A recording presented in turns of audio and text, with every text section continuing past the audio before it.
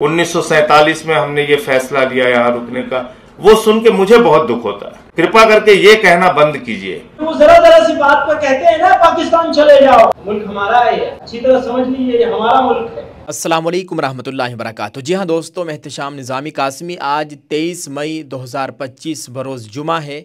दोस्तों, आप सबका फ़र्ज़ बनता है कि कम अज़ कम इस वीडियो को हर एक भारतीय मुसलमान तक पहुँचाने की कोशिश कीजिएगा। बहुत अहम वीडियो होने जा रही है। नाज़रीन, इस वीडियो में कई बड़ी ख़बरें लेकर आपकी खिदमत में हम हाज़िर हुए हैं। ख़बरों को शेयर करने से पहले एक ऐसी वीडियो आपको दिखाएंगे जो 100% हकीकत पर मबनी है और तमाम भारत के मुसलमानों को, हर एक मुसलमान को इस बात को समझना चाहिए और इस पर अमल करना चाहिए। आपको बताएं कि आम आदमी पार्टी के राज्यसभा सांसद संजय सिंह की ये बात हर मुस्लिम को ज़रूर सुननी चाहिए। मुझे बहुत दुख होता है जब कोई मुस्लिम साथी ये बोलता है कि हमने 1947 में इस मुल्क में यानी भारत में रहने का फ़ैसला किया है।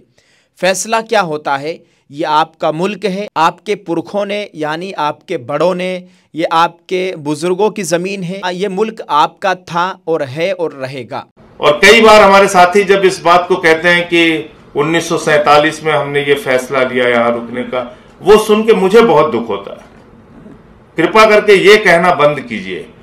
ये आपका मुल्क था, है और रहेगा, इसमें कोई भी ये बात करने की जरूरत नहीं है। क्योंकि ये बात जब मैं सुनता हूं तो मुझे बहुत दुख होता है। मैंने अपने कई मुस्लिम साथियों से शेयर भी इस बात को किया। मैंने कहा ये क्यों कहते हो कि हमने 47 में निर्णय लिया और सोचा और समझा। रहे भाई, ये आपका मुल्क है, आपने निर्णय क्यों लिया? आपके बाप दादा, आपके पुरखे यहां पे रहे, यहां पैदा हुए आप, तो आपका मुल्क है, ये कहने की जरूरत नहीं है। दोस्तों, संजय सिंह ने ये बात कल 22 मई 2025 बरोज़ जुमेरात India Islamic culture centre New Delhi में मुनक़िदा एक तकरीब में कही है। दोस्तों, ये वो बात है जो दिलों को झंझोड़ कर रख देती है। आज तक हम यही सुनते आ रहे हैं कि हमने इस मुल्क में 1947 में रहने का फ़ैसला किया था। कुछ नफरती टोला कहता है कि तुम पाकिस्तान चले जाओ, क्योंकि वो जरा जरा सी बात पर कहते हैं ना पाकिस्तान चले जाओ। भैया, तुम्हें मौका नहीं मिला था पाकिस्तान जाने का, हमें मौका मिला था, हमने रिजेक्ट किया है उसे पाकिस्तान जाने। मुल्क हमारा है, अच्छी तरह समझ लीजिए ये हमारा मुल्क है और जो हमारी जिम्मेदारी है इस मुल्क के लिए वो हम निभाएंगे हर हाल में इंशाअल्लाह। ये मुल्क तुम्हारा नहीं है। हम उनसे कहना चाहेंगे कि ये मुल्क हमारा था, हमारा है और हमारा रहेगा इंशाअल्लाह। दोस्तों, आप इस बात को किस तरह से देखते हैं? आप इससे क्या इत्तिफाक रखते हैं? कमेंट में ज़रूर लिखकर बताइएगा। दोस्तों, ख़बरों को शुरू करते हैं। पहली एक बड़ी अहम खबर है। मीडिया रिपोर्ट से मिली जानकारी के मुताबिक मथुरा की शाही ईदगाह मस्जिद श्री कृष्ण जन्मभूमि से मुताल्लिक तवील अरसे से जारी तनाज़े में एक नई पेशरफ्त हुई है। इलाहाबाद हाई कोर्ट में इस मुकदमे की अगली समाअत अब 4 जुलाई को मुकर्रर की गई है। आज 23 मई बरोज़ जुमा की दोपहर जस्टिस राम मनोहर नारायण मिश्रा की सिंगल बेंच के रूबरू इस मामले में दायर चंद अर्ज़दाश्तों पर समाअत हुई। समाअत के दौरान अदालत ने मुताल्लिका फ़रीक़ैन को अपने जवाबात दाखिल करने का हुक्म दिया है।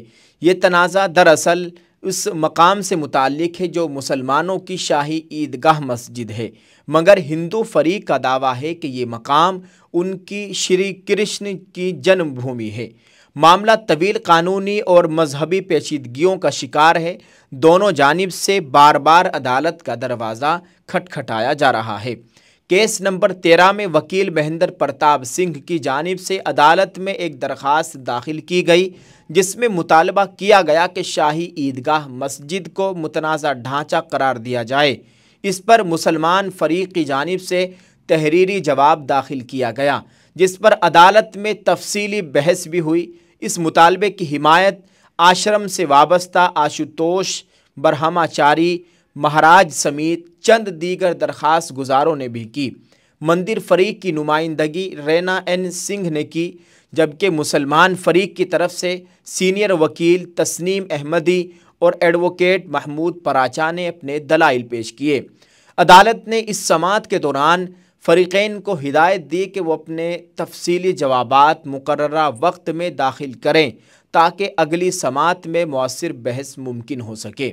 ये मुकदमा न सिर्फ कानूनी बल्कि मजहबी हसासियत भी रखता है, इसलिए हर समात को संजीदगी से देखा जा रहा है।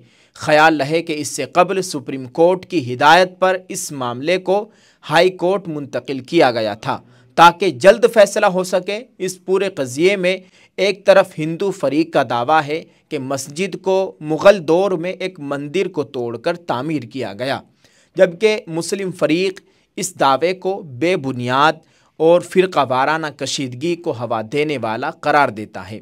दोस्तों, मुल्क भर में ऐसे बहुत से वाक़यात मुक़दमात हैं जो अदालतों में ज़ेर समात। मस्जिदों के ताल्लुक़ से आप सबसे गुजारिश है दोस्तों, दुआ कीजिए अल्लाह ताला तमाम मजहबी इबादतगाहों की, मस्जिद मदरसों की, खानकाहों की, दरगाहों की, तबलीगी मराकिज़ की मुकम्मल हिफाजत फरमाए। अल्लाह ताला हम सब के हाल पर रहम फरमाए, आमीन। आप क्या कहेंगे इस ताल्लुक़ से, इस वीडियो के कमेंट में ज़रूर लिखिएगा। हम आपके लिए लेकर आए हैं बेहतरीन इंडियन प्रोडक्ट, आप इनको एक मरतबा ज़रूर इस्तेमाल करके देखिए। दोस्तों, ये मेरे हाथों में आप देख सकते हैं अल नुसरत साबुन है, ये नहाने वाला साबुन है। अब इन्होंने बहुत सारे अपने प्रोडक्ट तैयार कर लिए हैं। ये अल नुसरत हर्बल शैम्पू है, ये अल नुसरत हेयर ऑयल है, ये अल नुसरत की क्रीम है। आप इन तमाम प्रोडक्ट को अगर आप डिस्ट्रीब्यूटर के तौर पर हासिल करना चाहते हैं तो स्क्रीन पर दिए गए नंबरात पर आप राब्ता कीजिए। अगर आप अल नुसरत साबुन को मीशो से ख़रीदना चाहते हैं तो इसका लिंक इस वीडियो के डिस्क्रिप्शन में, आप यहां से इसको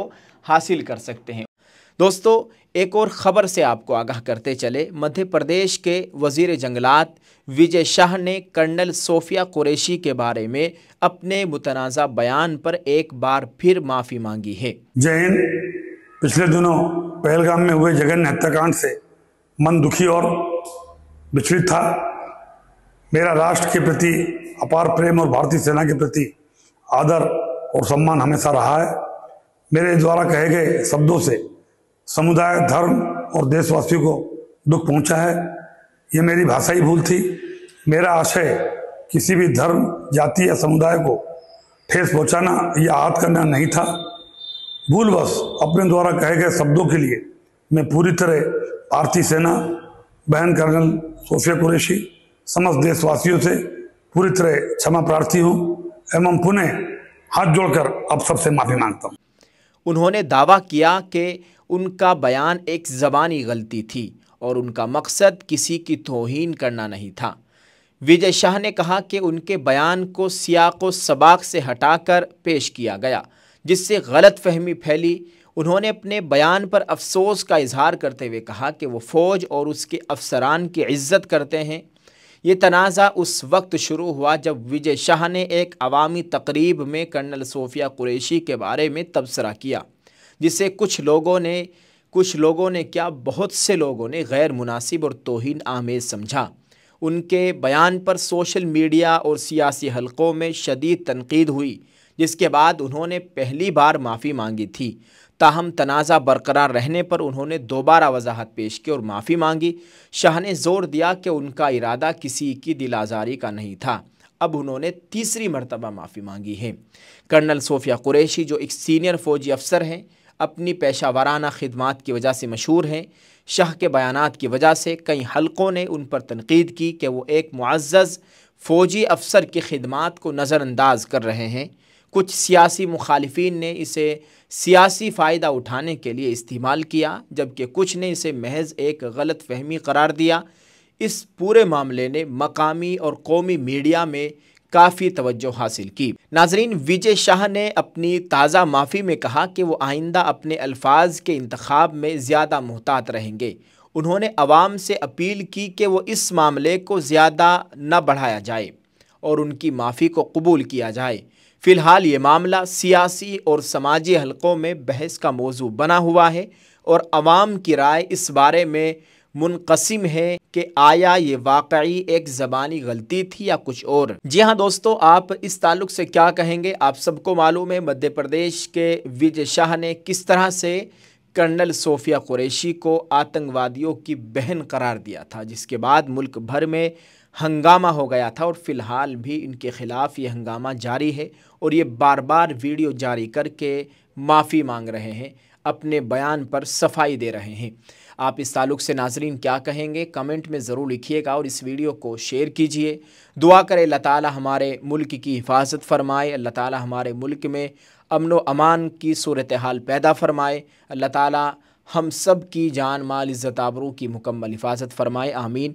अस्सलाम वालेकुम दोस्तों, एक अपील करने के लिए हाज़िर हुआ हूँ। आप सब ने माशाल्लाह बहुत प्यार दिया है हमारे इस उर्दू न्यूज़ इंडिया चैनल पर और दीगर चैनलों पर आप हमें देखते हैं, लेकिन हमने एक नई शुरुआत के साथ नई पहल की है और एक नया चैनल बनाया है। न्यू चैनल है उर्दू न्यूज़ अपडेट्स के नाम से, स्क्रीन पर आप देख सकते हैं उर्दू न्यूज़ अपडेट्स। उसका चैनल का लिंक यहाँ इस वीडियो के डिस्क्रिप्शन में मौजूद है। आपसे गुजारिश है दोस्तों, आप ऐसे ही प्यार बनाए रखें, इस चैनल को भी सब्सक्राइब कर लीजिए। इंशाल्लाह आपको इस पर भी मज़ीद अच्छी मालूमाती वीडियोज़ देखने को मिलेगी। जज़ाकल्लाह। अस्सलाम वालेकुम।